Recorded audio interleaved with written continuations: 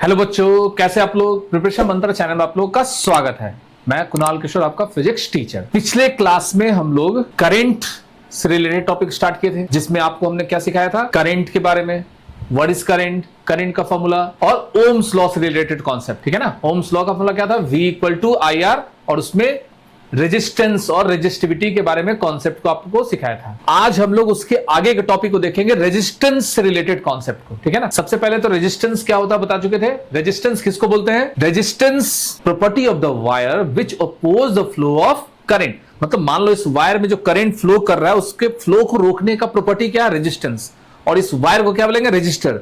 और इसमें जो प्रॉपर्टी आया उसको क्या बोलते हैं, रेजिस्टिविटी। तो आज हम लोग रेजिस्टेंस के कॉम्बिनेशन को सीखेंगे। चलिए आइए हम लोग देखते हैं क्या, कॉम्बिनेशन ऑफ रेजिस्टर, जिसमें सबसे फर्स्ट होता है सीरीज कॉम्बिनेशन। सीरीज कॉम्बिनेशन क्या सीखना है हम लोग को, सीरीज कॉम्बिनेशन। ठीक है ना। नाम से ही पता चल रहा है सीरीज कॉम्बिनेशन में हम लोग कैसे रजिस्टर को जोड़ेंगे, उसके इक्विवेलेंट रेजिस्टेंस को कैसे फाइंड करेंगे। ठीक है ना। तो मिनिमम 2 रेजिस्टेंस आपको चाहिए सीरीज कॉम्बिनेशन के फॉर्मूला को डिराइव करने के लिए। मिनिमम 2, मैक्सिमम कितना भी हो सकता है, 2, 3, 4। तो चलो हम लोग 3 रेजिस्टर के इक्विवेलेंट रेजिस्टेंस को निकालते हैं, कैसे फाइंड कर सकते हैं। ठीक है ना। मेरे पास 3 रेजिस्टर है, जिसका रेजिस्टेंस, फर्स्ट का रेजिस्टेंस क्या है, R1। यह है first resistance R1। Second resistance क्या है, R2। थर्ड रेजिस्टेंस क्या है, R3। तीनों को एक लाइन में हमने कनेक्ट कर दिया। R1, R2, R3 तीनों को क्या कर दिया, एक लाइन में कनेक्ट कर दिया, क्योंकि यहां पर सीरीज कॉम्बिनेशन के बारे में हम लोग को सीखना है। ठीक है ना। क्या सीखना हम लोग को, सीरीज कॉम्बिनेशन। और इस तीनों रजिस्टर से हम लोग क्या जोड़ देते हैं, एक्सटर्नल सोर्स, जिसको बैटरी बोलते हैं, कॉम्बिनेशन ऑफ सेल। और यहां पर हम लोग क्या लगाते हैं, की। ठीक है, ये हम लोग की लगा दिए। जैसे आप स्विच को ऑन कीजिएगा तो पॉजिटिव टर्मिनल से करंट जो निकलेगा वो I होगा, और ये जो I होगा वो तीनों रेजिस्टेंस में सेम जाएगा। Flow of current in series combination are same. यहां से अगर करंट का फ्लो स्टार्ट हो रहा है तो वो करंट का फ्लो R1, R2, R3 तीनों में सेम होगा। मतलब इलेक्ट्रॉन का जो नंबर अगेंस्ट, जो करंट के अगेंस्ट आएगा, वो नंबर को नहीं चेंज कर सकते हैं। तो पूछा जाता है what is series combination, 2 or more resistors are said to be connected in series if electric current passes through each resistors are same. Voltage जो होता है ना, पोटेंशियल डिफरेंस, वो डिफरेंट भी हो सकता है, सेम भी हो सकता है, लेकिन इलेक्ट्रिक करंट हमेशा क्या होगा, सेम होगा। चलो हम यहां कुछ पॉइंट को नाम देते हैं। इस पॉइंट को हम नाम देते हैं A, इस पॉइंट को नाम देते हैं B, इस पॉइंट को C, और इस पॉइंट को D। ठीक है ना। कुछ यहां पॉइंट हम लोग नाम ले देते हैं। अगर आप ध्यान से देखते हैं तो A और B में के बीच में एक रेजिस्टेंस जुड़ा हुआ है, B और C के बीच में दूसरा रेजिस्टेंस जुड़ा हुआ है, C और D के बीच में तीसरा रेजिस्टेंस जुड़ा हुआ है। करंट A से B की तरफ जा रहा है तो A का पोटेंशियल B से ज्यादा होगा, B से C की तरफ करंट जा रहा है तो B का पोटेंशियल C से ज्यादा होगा, C से D की तरफ जा रहा है तो C का पोटेंशियल D से ज्यादा होगा। और ये पोटेंशियल इसको कौन सप्लाई कर रहा है, ये सेल, ये बैटरी। मान लेते हैं इस बैटरी का जो वोल्टेज है वो है V। क्या है उस बैटरी का वोल्टेज, V है। ठीक है। अब ये V वोल्टेज यहां पर 3 रेजिस्टर को डिवाइड हो गया। किसको कितना मिलेगा वो डिपेंड करता है किस पर, रेजिस्टेंस पर। हम लोग को क्या फाइंड करना है, इस तीनों रेजिस्टेंस को हटाने के बाद एक इक्विवेलेंट रेजिस्टेंस को फाइंड करना सीखना है। तो सिंपली ओम्स लॉ आपको क्या बताया गया था, ओम्स लॉ क्या होता है, V equal to I R. V का मतलब पोटेंशियल डिफरेंस, दोनों एंड पॉइंट के बीच का जो वोल्टेज का डिफरेंस है ना, उसी को हम लोग पोटेंशियल डिफरेंस V बोलते हैं। तो यहां पर अगर हम लोग लिखेंगे तो क्या लिख सकते हैं, VA minus VB equal to IR1। A से B के बीच में जो डिफरेंस है, वही डिफरेंस I करंट को फ्लो करने में हेल्प कर रहा है। उसी तरह अगर सेकेंड का लिखेंगे तो VB minus VC equal to I तो सेम होगा, IR2। VC minus VD equal to IR3। अगर हम सबको ऐड कर दें, सभी को हम लोग अगर ऐड कर दें तो यहां देखो तो B से B कैंसिल हो जाएगा, C से C कैंसिल हो जाएगा। यहां देखो क्या आएगा, VA minus VD equal to I अगर कॉमन ले लें तो R1 plus R2 plus R3, R1 plus R2 plus R3। मतलब ए और डी के बीच का ये कॉन्सेप्ट निकला। अगर आप इस ए और डी में से तीनों रेजिस्टेंस को हटा दीजिए, क्या करते हैं हम लोग, यहां से इस तीनों रेजिस्टेंस को हम लोग रिप्लेस करते हैं और एक नया फिगर अगर हम लोग सोचेंगे, यहां पर अगर हम नया फिगर देखें तो ए और डी के बीच में एक रेजिस्टेंस जोड़ देते हैं, लेकिन सेल नहीं बदलना है, सेल उसी को रखना है, बैटरी वही वैल्यू रखना है, ठीक है ना। और इसको नाम देते हैं आर एस, एस का मतलब सीरीज नाम दे सकते हैं, और ये तो वोल्टेज भी है, ठीक है ना। करंट इसमें फ्लो करेगा तो क्या फ्लो करेगा, आई फ्लो करेगा। करंट तो टोटल है ना, तीनों रेजिस्टेंस को हटा दो, उसके जगह एक जोड़ दो, कुछ भी जोड़ दो, इस सेल के थ्रू तो उतना ही करंट फ्लो कर रहा है। तो आई क्या है, टोटल करंट। तो VA माइनस VD की जगह क्या लिख सकते हैं, I into R S equal to I bracket R1 R2 R3, जिसमें I से I को कैंसिल कर सकते हैं। तो आपको देखो तो RS का फॉर्मूला मतलब resistance in series combination, RS जो है वो क्या निकला, R1 plus R2 plus R3। मतलब सिंपली आप उसके रेजिस्टेंस को क्या कर सकते हैं, ऐड कर सकते हैं। यहां पर हम लोग का जो रेजिस्टेंस क्या है वो सिंपली ऐड है। तो इससे हम लोग को क्या पता चला, सीरीज कॉम्बिनेशन में रेजिस्टेंस का वैल्यू क्या होता है, इंक्रीज करता है। क्या होता है सीरीज कॉम्बिनेशन में, रेजिस्टेंस का वैल्यू इंक्रीज करता है। फिर से देखो, यहां पर तीन रेजिस्टेंस था जिसका वैल्यू R1 R2 R3 मान लेते हैं, ठीक है ना। तीनों को एक लाइन में जोड़ दिए। लाइन का मतलब सीरीज पहचानना कैसे है, सेल से चलना स्टार्ट कीजिए और सारा रजिस्टर उस पाथ में अगर मिल जाए तो सारा रेजिस्टेंस किस में हो जाएगा, सीरीज में। सीरीज में क्या सेम रहता है, इलेक्ट्रिक करंट सब में सेम रहेगा। इलेक्ट्रिक करंट का मतलब क्या, number of charge flow in a conducting wire, ठीक है ना। जो चार्ज है वो चार्ज तो बदलेगा नहीं, चेंज क्या होगा, वोल्टेज, ठीक है ना। और करंट हमेशा हाई से लो वोल्टेज की तरफ ट्रेवल होता है। तो ए और बी के बीच में फर्स्ट है तो ए से बी की तरफ वोल्टेज का डिफरेंस, ए से बी की तरफ करंट, बी से सी, सी से डी। तीनों में हम लोग क्या लगा दिए, ओम्स लॉ, क्योंकि ओम्स लॉ का फॉर्मूला क्या होता है, V equal to I into R. यही होता है ओम्स लॉ का formula, V equal to I into R. तो हम लोग लगा सकते हैं VA minus VB equal to I R1, VB minus VC equal to I R2। सबको ऐड कर दीजिए, तो A और D के बीच में एक सिंगल रेजिस्टेंस जोड़ देते हैं। तो RS का मान क्या निकल गया, R1 plus R2 plus R3। जितना रेजिस्टेंस होगा सबको सिंपली क्या करना है, ऐड करना है। तो सीरीज कॉम्बिनेशन में RS का मान क्या होगा, R1 plus R2 plus R3। उसी तरह इनफाइनाइट रेजिस्टेंस को आप उसमें ऐड कर सकते हैं। तो अगर n register for n equal resistance, अगर सारा रेजिस्टेंस सेम हो जाए तो RS जो होगा वो क्या होगा, n इंटू आर। क्या होना चाहिए, RS का मान n इंटू आर। मतलब सीरीज कॉम्बिनेशन में रेजिस्टेंस का वैल्यू क्या होता है, इंक्रीज होता है। सीरीज कॉम्बिनेशन में क्या इंक्रीज होगा, रेजिस्टेंस इंक्रीज करेगा, वोल्टेज डिवाइड होगा। वोल्टेज क्या होगा, डिवाइड होगा। In the series combination resistance will be increases, voltage will be divided. Voltage क्या होगा, डिवाइड होगा।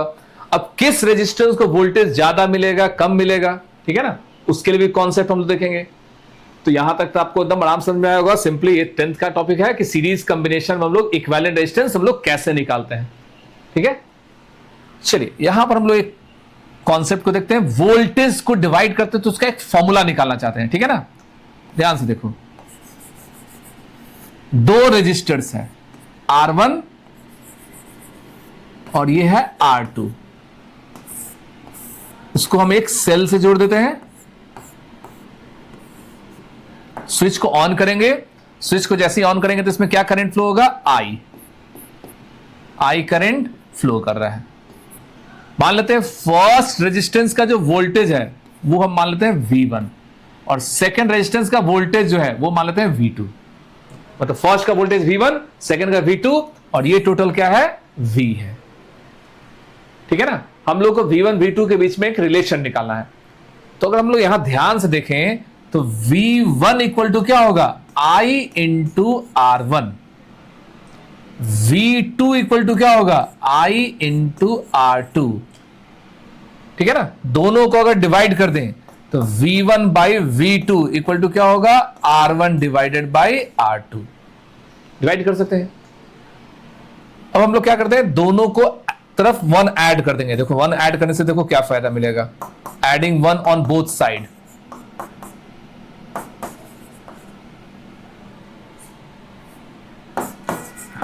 एडिंग 1 ऑन बोथ साइड, यहां कितना हो जाएगा v1 plus v2 by v2, यहां हो जाएगा r1 plus r2 by r2। v1 plus v2 इस दोनों का वोल्टेज किसके बराबर, v1 प्लस v2 जो है वो किसके बराबर हो जाएगा, v की, क्योंकि यही वोल्टेज दोनों को सप्लाई कर रहा है। तो यहां हम लोग लिख सकते हैं v divided by v2 r1 plus r2 और divided by r2। Cross multiplication अगर हम लोग करते हैं तो देखो v2 का मान क्या निकलेगा, v2 हमको निकालना है तो ऊपर होगा r2 divided by r1 plus r2 bracket बंद और यहां पर v। अगर हमको सेकेंड रेजिस्टेंस का वोल्टेज, मतलब ये जो सप्लाई है, मान लो v वोल्ट का एक बैटरी है और इस v वोल्ट के बैटरीज को हम लोग दो रेजिस्टेंस में जोड़ दिए, तो आपसे पूछेगा डायरेक्ट कि R2 का वोल्टेज क्या होगा, R2 का वोल्टेज क्या होगा। तो याद रखना है जिस रेजिस्टेंस का वोल्टेज निकालना है उसके रेजिस्टेंस को ऊपर लिखेंगे, दोनों रेजिस्टेंस को ऐड कर देंगे इनटू टोटल वोल्टेज। अगर इसी तरह V1 अगर पूछा जाए तो यहां क्या होगा, R1 divided by R1 plus R2 into V। लेकिन ये फॉर्मूला तभी वैलिड है जब दो रेजिस्टेंस के लिए हो, तीन के लिए फिर डिफरेंट हो जाएगा। अब तो यहां पर एकदम सिंपल सा कॉन्सेप्ट याद रखिएगा, दोनों में देखो सिमिलरिटी, V और V सेम है, R1 प्लस R2 सेम है, यहां R2 है तो यहां R1 है, V1 के लिए R1, V2 के लिए R2। मतलब इस तरह से हम लोग न्यूमेरिकल को सॉल्व कर सकते हैं, ठीक है ना। तो सीरीज कॉम्बिनेशन में क्या ऐड होता है, रेजिस्टेंस, वोल्टेज क्या होता है, डिवाइड होता है। तो किसी भी सीरीज कॉम्बिनेशन में क्वेश्चन को कैसे सॉल्व किया जाता है, चलिए आइए हम लोग देखते हैं, क्योंकि सीरीज कॉम्बिनेशन का सारा कॉन्सेप्ट को एक साथ सीखना है। एक एग्जांपल, एक क्वेश्चन के फॉर्म में, ठीक है ना, 8 ओम और यहां पर है 4 ओम और यहां पर 12 वोल्ट का बैटरी है। अब आपसे इसमें क्या क्या पूछ सकता है, सबसे पहले तो पूछेगा आपको इसमें, सबको पहले नाम दे दो, ठीक है ना। तो मान लेते हैं R1 का मान कितना हो गया 8 ओम, R2 का मान कितना हो गया 4 ओम, V का मान कितना हो गया 12 वोल्ट। चलो इसमें सबसे पहला क्वेश्चन, फर्स्ट क्वेश्चन आपसे क्या पूछ सकता है कि फाइंड इक्विवेलेंट रेजिस्टेंस, मतलब नेट वैल्यू क्या होगा। तो RS इक्वल टू क्या होगा, R1 प्लस R2, कितना हो जाएगा 8 और 4 कितना होगा 12 ओम, पहला क्वेश्चन। दूसरा अगर इसमें पूछा जाए टोटल करंट कितना जाएगा, मतलब I, तो I इक्वल टू क्या होगा V डिवाइडेड बाई RS, और V कितना है 12 वोल्ट, RS कितना है 12, करंट कितना हो गया 1 एम्पियर का करंट हो गया, चाहे वो 8 ओम से जाए चाहे 4 ओम से आए, टोटल करंट कितना होगा 1 एम्पियर का करंट हुआ, ठीक है ना। टोटल करंट कितना 1 एम्पियर। अब हम फाइंड करते हैं individual voltage. V1 equal to क्या होगा I इंटू R1, I कितना है 1, R1 कितना है 8, ठीक है ना, तो कितना हो गया 8 वोल्ट। उसी तरह V2 निकालना है, तो V2 के लिए फिर I कितना है 1 और ये हो गया 4, तो कितना हो गया 4 वोल्ट। तो आप इसमें एक चीज ध्यान दे रहे होंगे, क्या ध्यान दे रहे हैं इसमें, जिसका रेजिस्टेंस ज्यादा है, जिसका रेजिस्टेंस ज्यादा है, मतलब ये रेजिस्टेंस बड़ा है और ये रेजिस्टेंस छोटा है, जिसका रेजिस्टेंस का वैल्यू बड़ा है उसका वोल्टेज ज्यादा है, जिसका रेजिस्टेंस का वैल्यू छोटा है उसका वोल्टेज कम है। तो आप किसी भी सीरीज कॉम्बिनेशन के क्वेश्चन को उसमें इक्विवेलेंट पूछेगा, ठीक है ना, करंट पूछेगा, इंडिविजुअल वोल्टेज पूछ सकता है, ठीक है ना। मतलब इस तरह का क्वेश्चन चाहे 2 रेजिस्टेंस हो, 3 रेजिस्टेंस हो, 4 रेजिस्टेंस हो, फर्स्ट ऑफ ऑल आपको क्या पता करना है कि कौन सा रेजिस्टेंस सीरीज में और कौन सा रेजिस्टेंस पैरेलल में है। सीरीज का मतलब ये नहीं होता है कि सब एकदम स्ट्रेट लाइन, ठीक है ना, वो पाथ के फॉर्म में चलना चाहिए।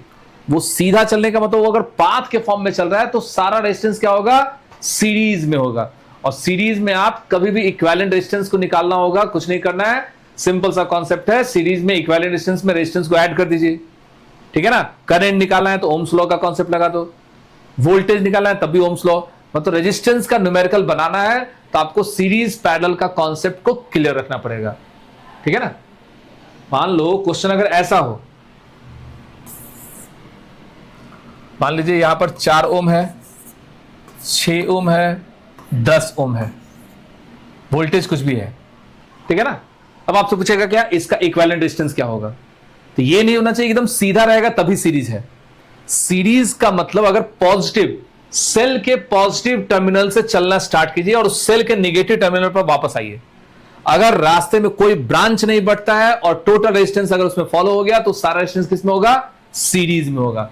मतलब यहां से अगर हम करंट चलना स्टार्ट करेंगे, जैसे मान लो वाटर का फ्लो यहां से स्टार्ट हो रहा है, करंट, करंट का मतलब इलेक्ट्रिक करंट मतलब चार्ज का फ्लो। ये चार्ज देखो यहां चला गया, कोई रास्ता नहीं मिला, फिर यहां जाएगा, फिर वापस आएगा, फिर यहां जाएगा। मतलब आई जो है वो सारे सर्किट में सेम है।